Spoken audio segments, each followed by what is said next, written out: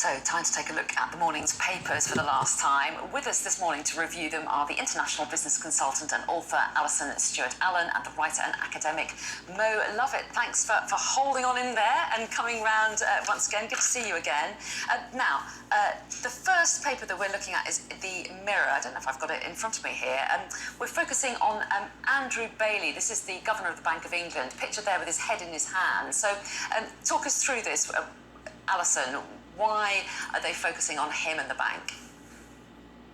Yeah, great question, Anna. Well, it appears that Mr. Bailey has mentioned that he doesn't necessarily think that workers should get pay rises that keep up with the cost of living crisis and inflation that's looking like it'll be at around 13%, which is an unbelievable number. And of course, when you're in this role as the head of the Bank of England, you also need to be aware as a leader that you are a diplomat on behalf of the organization. So it isn't that he's saying this and people just think, oh, well, that's just Andrew Bailey in his private capacity. It comes across as this is actually a Bank of England point of view and policy, even though it may well just be Mr. Bailey's alone. So one of the things that this is obviously not a popular view in a time like this, with cost of living being exceptionally high, people having to choose, as Mo has mentioned in our last session, between eating and heating, to then suggest that maybe people don't need to have their wages adjusted looks extremely tone deaf. So I think this does a lot of damage both to Bailey and his reputation, but also to the Bank of England. Well, it's interesting, isn't it? I mean, we're getting, or just this morning, I've had so many different views on how you do go about getting us through this crisis, and obviously there are a lot of people that are gonna feel very strongly about it on each side. Mo, you're picking up on some of the challenges facing Keir Starmer. The headline is in the Times: strikes mean a summer of discontent for the Labour leader. Why did they make that conclusion?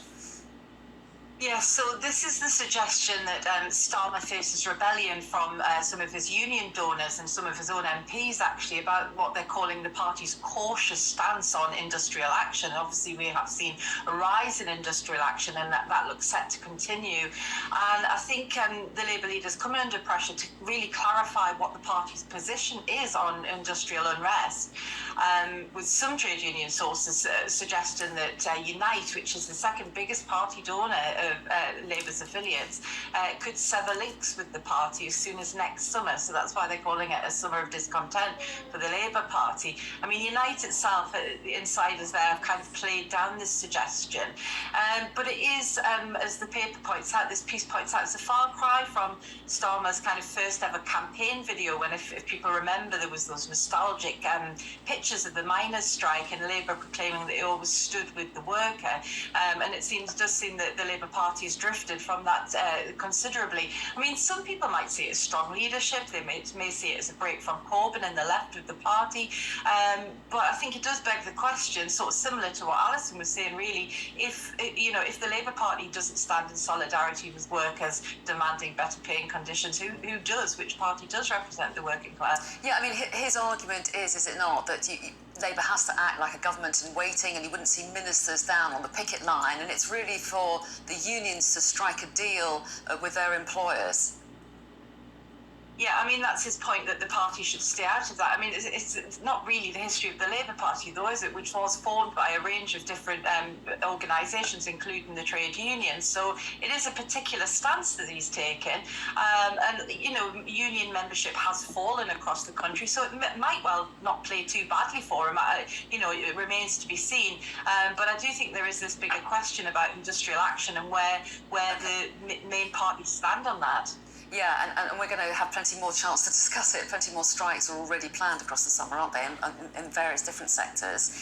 Alison, take us to another page in the Times, will you? Because I know that you were taken by something that the Ryanair boss has said about how long some of the challenges at our airports might last for. Yes, well, it does appear that the chief of Ryanair is suggesting that we've got at least 12 more months of travel chaos. I've heard someone call it omni-shambles, which I think is a very nice descriptor of what's going on.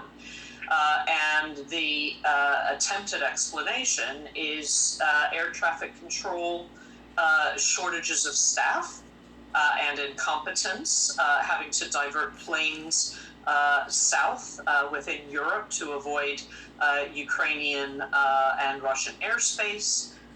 Now, this all may be true, but there's also a number of other players in this ecosystem when we travel.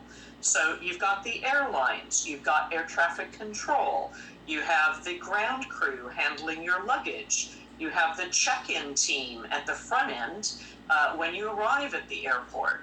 So I don't think that there's any one party that you can just point the finger at and say, well, it's certainly down to just the air traffic controllers. You know, this is a very complex system when we travel, and there's a lot of players in it, and it's the domino effect. If any one part of the system breaks down, it certainly impacts the whole system.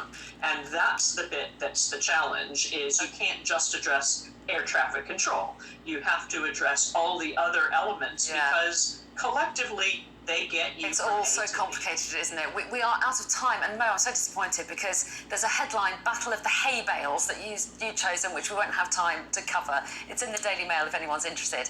Mo and Alison, great to have your company this morning to take us through the papers. We really appreciate it. Thanks so much. And stay with us for the top stories on breakfast.